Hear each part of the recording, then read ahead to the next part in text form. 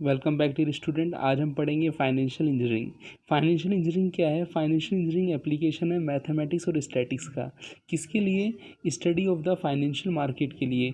यदि हमें financial market की स्टडी करनी है तो हम मैथमेटिक्स और स्टैटिक्स टेक्निक को यूज़ करेंगे और कंप्यूटर साइंस की हेल्प से हम क्या करेंगे, एक डेटा या मॉडल तैयार करेंगे जो हमें हेल्प करेगा किसको, जो फाइनेंशियल मार्केट के इंस्ट्रूमेंट हैं उनमें इनोवेशन करने के लिए, फाइनेंशियल मार्केट से रिलेटेड जो भी हमें प्रॉब्लम्स एसोसिएटेड हैं उनको एनालिसिस करने के लिए और डिसीजन मेकिंग में हेल्प करेगा।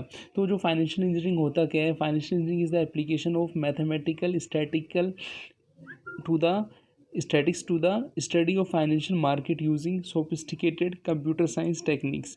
तो हम इस डायग्राम की हेल्प से समझ सकते हैं कि फाइनेंशियल मार्केट है क्या। फिर हम बात करेंगे कि फाइनेंशियल इंजीनियरिंग के अंदर हम क्या क्या चीज़ें पढ़ते हैं। फाइनेंशियल इंजीनियरिंग के अंदर हम कुछ थ्योरीज पढ़ेंगे, जैसे फाइनेंशियल इकोनॉमिक्स की थ्योरी हुई, मैथमेटिक्स स्टैटिक्स या प्रोबेबिलिटी की थ्योरी हुई, इकोनॉमिक्स या फिजिक्स की थ्योरी हुई। ये थ्योरी हमें हेल्प करेंगी वही फाइनेंशियल मॉडल को बनाने में। और कभी कभी हमारे पास कुछ कॉम्प्लेक्स प्रॉब्लम आएंगे तो उनके लिए जो हम complex tool and technique use करेंगे, जैसे आपका टूल्स ऑफ इंजीनियरिंग है, न्यूमेरिकल मेथड्स हैं, कंप्यूटर प्रोग्रामिंग है। इन मेथड्स की हेल्प से हम क्या करेंगे, फाइनेंशियल इंजीनियरिंग करेंगे, जिसको कॉम्पिटिटिव फाइनेंस भी बोलते हैं। फाइनेंशियल इंजीनियरिंग को यदि हम डिफाइन करें तो फाइनेंशियल इंजीनियरिंग क्या है? Financial engineering is the application of science based mathematical model to decision about saving, investment, borrowing, lending and managing risk. है ना, कि जो फाइनेंशियल इंजीनियरिंग है वो एप्लीकेशन है जो साइंस और जो मैथमेटिक्स की जो मॉडल हैं उनका, किसके लिए, जो फाइनेंशियल मार्केट के रिलेटेड सेविंग करनी है, किसी को इन्वेस्टमेंट करनी है, बोरोइंग करनी है, लैंडिंग करनी है या फिर रिस्क का मैनेजमेंट करना है, तो उसमें हमें फाइनेंशियल इंजीनियरिंग क्या करती है, एज ए टूल हमें हेल्प करती है। अब हम बात करेंगे कि जो फाइनेंशियल इंजीनियरिंग की नीड्स क्यों हैं। फाइनेंशियल इंजीनियरिंग की नीड्स इसलिए हैं कि जो नॉर्मल प्रॉब्लम होती हैं वो हम फाइनेंस के अंदर सोल्व कर लेते थे, लेकिन कुछ इस तरीके की मैथमेटिकल या स्टैटिक्स नेचर की कुछ प्रॉब्लम आएंगी जो मॉडर्न इन्वेस्टमेंट फाइनेंस के अंदर होंगी, उनको हम इसकी हेल्प से सोल्व करेंगे। और जैसा कि हमने डिस्कस किया था, ये जो आपकी इन्वेस्टमेंट के अंदर complex financial instruments day to day क्या होता है, फाइनेंशियल मार्केट के अंदर क्या होता जा रहा है, इनोवेशन आता जा रहा है, न्यू इंस्ट्रूमेंट्स आते हैं, तो उनसे रिलेटेड प्राइसिंग है, ट्रेडिंग रिस्क है, तो वो कॉम्प्लेक्स जो ट्रेडिंग है या इन्वेस्टमेंट स्ट्रेटजी उसके लिए क्या रहेगी, वो सब हम इसके अंदर फाइनेंशियल इंजीनियरिंग के अंदर पढ़ते हैं। अब हम बात करेंगे कि फाइनेंशियल इंजीनियरिंग होती क्या है, फाइनेंशियल इंजीनियर करते क्या है। एक फाइनेंशियल मार्केट के अंदर फाइनेंशियल इंजीनियरिंग का क्या रोल है। Financial engineering are the specialist who apply mathematical formula, computer programming to financial strategies to analyse the market trend and build data backup financial model. हमने जैसा कि शुरू में डिस्कस किया था कि फाइनेंशियल इंजीनियरिंग क्या है, कि मैथमेटिकल टूल्स या कंप्यूटर प्रोग्रामिंग स्ट्रेटजीज़ को की हेल्प से क्या करना, मार्केट के ट्रेंड को एनालिसिस करना और एक मॉडल प्रिपेयर करना जो हमें हेल्प करेगा आगे। और इसके अंदर होता क्या है कि कंपनी क्या करती हैं, company often employ people with advance degree in financial engineering to work as a investment manager, banker, trader to improve the quality of existing investment product. कि कंपनी अपने एग्जिस्टिंग इन्वेस्टमेंट प्रोडक्ट की quality को improve करने के लिए वो ऐसे लोगों को लगाती हैं जिनको फाइनेंशियल इंजीनियरिंग की क्या है, नॉलेज है। उस नॉलेज के बेस पे वो क्या बनते हैं, एज ए कंपनी के लिए इन्वेस्टमेंट मैनेजर या बैंकर या ट्रेडर वो वर्क करते हैं और कंपनी की जो एग्जिस्टिंग इन्वेस्टमेंट प्रोडक्ट है उनकी क्वालिटी को क्या करते हैं, इम्प्रूव करते हैं।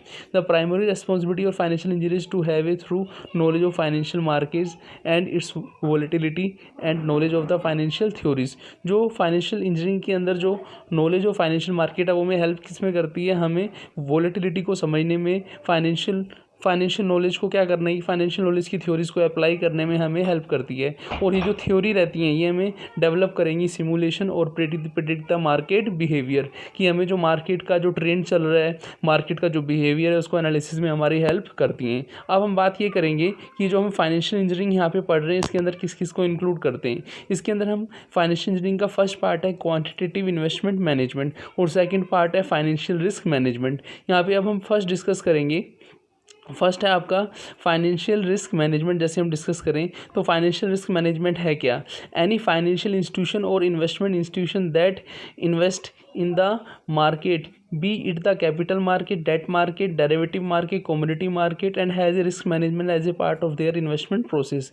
कि फाइनेंशियल रिस्क मैनेजमेंट है क्या, कि ये जो फाइनेंशियल मार्केट जो हम टॉपिक पढ़ रहे हैं, बार बार फाइनेंशियल मार्केट आ रहा है, मैंने आपको बोला था कि फाइनेंशियल मार्केट को थोड़ा समझ लीजिए, आप फाइनेंशियल इंस्टीट्यूशन को आप समझ लीजिए कि जो आपका फाइनेंशियल सिस्टम होता है उसके 4 पिलर होते हैं। उनमें एक होता है फाइनेंशियल मार्केट, दूसरा होता है फाइनेंशियल इंस्टीट्यूशन, और तीसरा होता है फाइनेंशियल इंस्ट्रूमेंट, और चौथा होता है फाइनेंशियल सर्विसेज। यहाँ पे हम जो बार बार यूज़ करेंगे, हम पहले 3 चीज़ों की बार बार यूज़ में लेंगे, फाइनेंशियल इंस्टीट्यूशन, फाइनेंशियल मार्केट और फाइनेंशियल इंस्ट्रूमेंट। हम सबसे पहले आपको समझा देते हैं कि फाइनेंशियल इंस्टीट्यूशन के अंदर बैंकिंग और नॉन बैंकिंग दोनों आते हैं।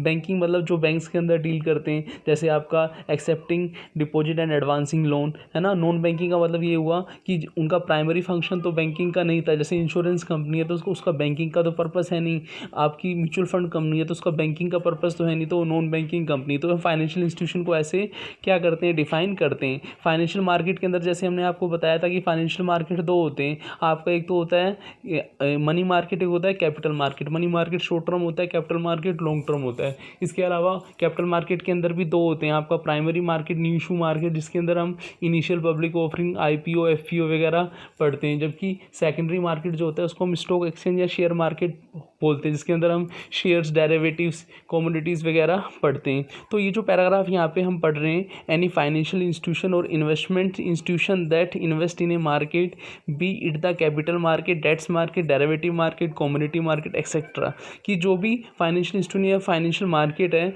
उसके जो भी टाइप्स हैं, है ना, उसके अंदर यदि हमें रिस्क मैनेजमेंट करना है तो हम इसी की हेल्प से करेंगे, है ना। Every investment decision of the investment manager have potential downside and involve taking financial risk. तो जो भी इन्वेस्टमेंट मैनेजर ऐसे वर्क करता है उसका काम ये रहता है कि जो फाइनेंशियल रिस्क है उसको एसेस करना और डिसीजन मेकिंग करना। Risk manager job involve assessing, estimating, imaging, controlling and managing the risk of those investment. जो आपकी ये जो रिस्क मैनेजर रहते हैं उनका काम ही रहता है कि जो मेजरिंग करना, कंट्रोलिंग करना, मैनेजिंग करना, किसको, जो इन्वेस्टमेंट रिलेटेड रिस्क एसोसिएटेड है। तो कहने का मतलब क्या हुआ कि जो इन्वेस्टमेंट मैनेजर हैं वो इन्हें रेगुलेट करने के लिए जो प्रोसेस लेते हैं उसको रिस्क मैनेजमेंट प्रोसेस बोलते हैं। अब हम ये देखेंगे कि जो रिस्क मैनेजमेंट है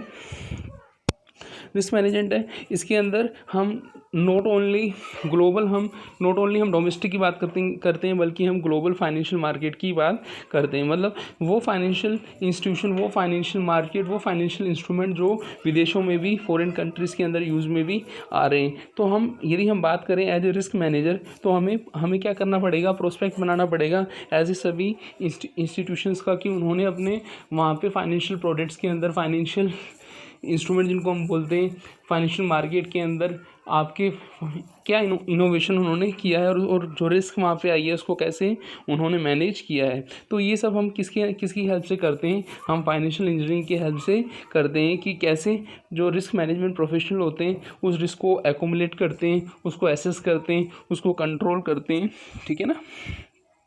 फिर हम पढ़ेंगे type of financial risk. Type of financial risk में यदि हम देखें तो यहाँ पे आता है आपका enterprises risk, country risk, regulated risk, liquidity risk, credit risk, market risk, operational risk and enterprise risk. दोबारा शुरू हो गया। तो हम ये जो वीडियो के अंदर ये जो हम रिस्क के नेम पढ़े इनको हम नेक्स्ट वीडियो में डिटेल में डिस्कस करेंगे। थैंक्स।